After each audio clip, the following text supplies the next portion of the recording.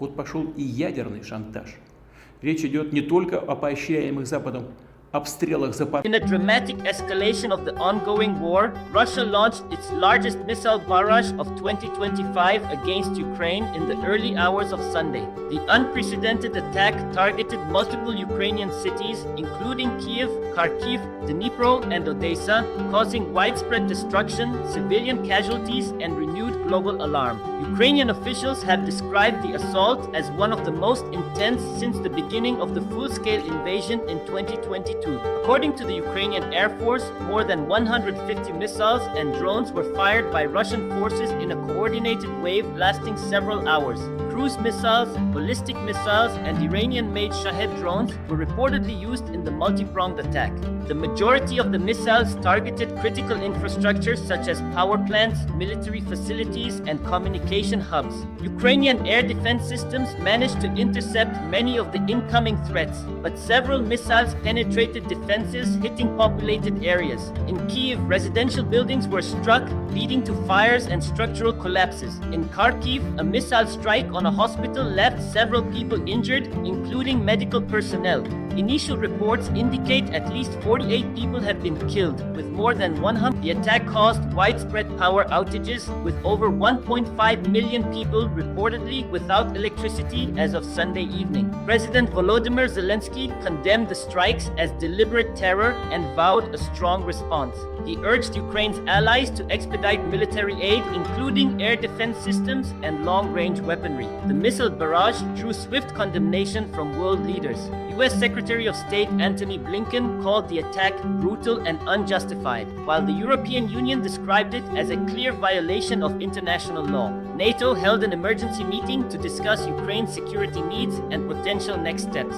Meanwhile, Russia's defense ministry claimed the strikes were aimed at Ukrainian military and logistics targets, insisting all objectives were achieved. Analysts believe the assault marks a significant shift in Russia's strategy, possibly aiming to cripple Ukraine's energy infrastructure ahead of winter or pressure Kyiv into concessions in ongoing diplomatic discussions. Others see it as a show of strength by the Kremlin amid growing internal pressure and Western sanctions. In a massive escalation of the ongoing conflict, Russia launched its largest missile barrage of 2025 against Ukraine early Sunday morning, unleashing a wave of destruction across the country.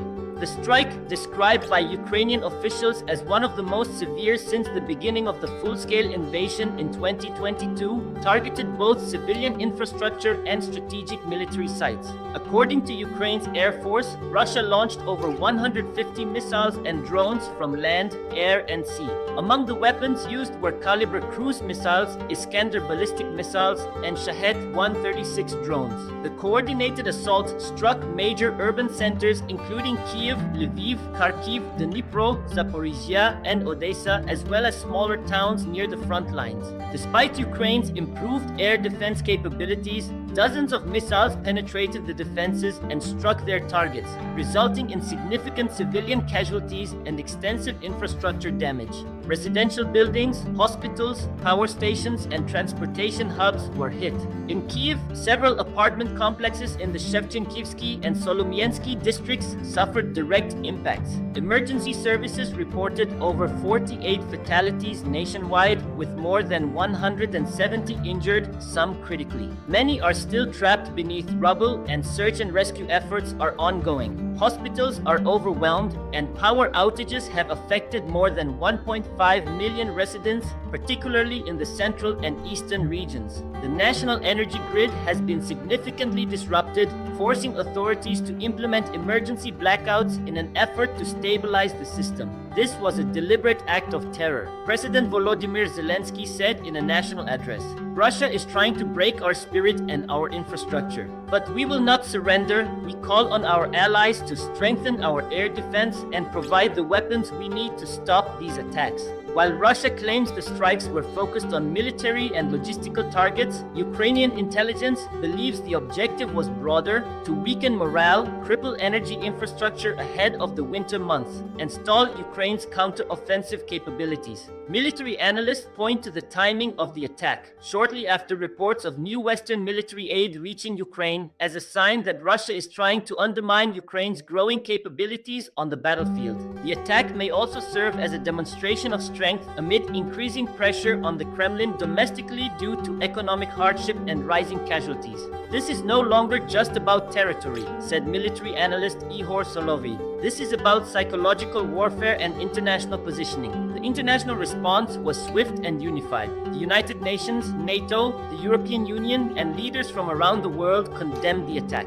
US President Joe Biden called it a barbaric escalation and vowed to speed up air defense deliveries to Ukraine. NATO held an emergency session, and Secretary General Jens Stoltenberg reiterated the alliance's support for Ukraine. The EU announced plans for new sanctions targeting Russian defense industries, and several European countries pledged to send additional supplies of air defense systems and ammunition. Despite the devastation, Ukrainians remain defiant. Videos on social media show citizens singing the national anthem in metro stations used as bomb shelters, while volunteers distribute food, clothing, and first aid supplies to affected areas. In a symbolic act of defiance, Kyiv's skyline lit up with Ukrainian flags projected onto buildings just hours after the barrage ended. Across the country, communities are banding together, repairing damaged infrastructure, and offering shelter to displaced families. As both sides dig in, there are growing fears that the war could enter an even more destructive phase.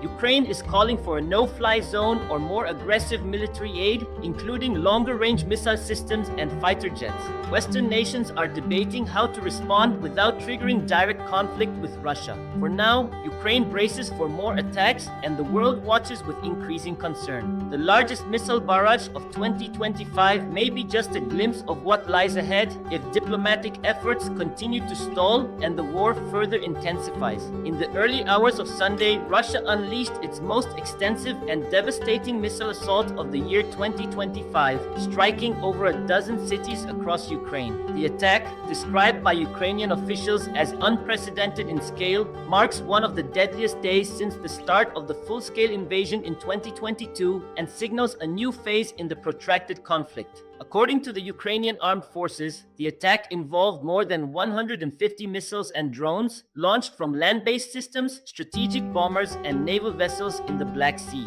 The assault was carried out in several waves over the course of 6 hours, with major population centers and critical infrastructure bearing the brunt of the destruction. Missiles rained down on cities including Kyiv, Kharkiv, Dnipro, Zaporizhia, Odessa, Lviv, and Mykolaiv. In Kyiv, explosions lit up the skyline as multiple residential buildings, schools, and transit stations were hit.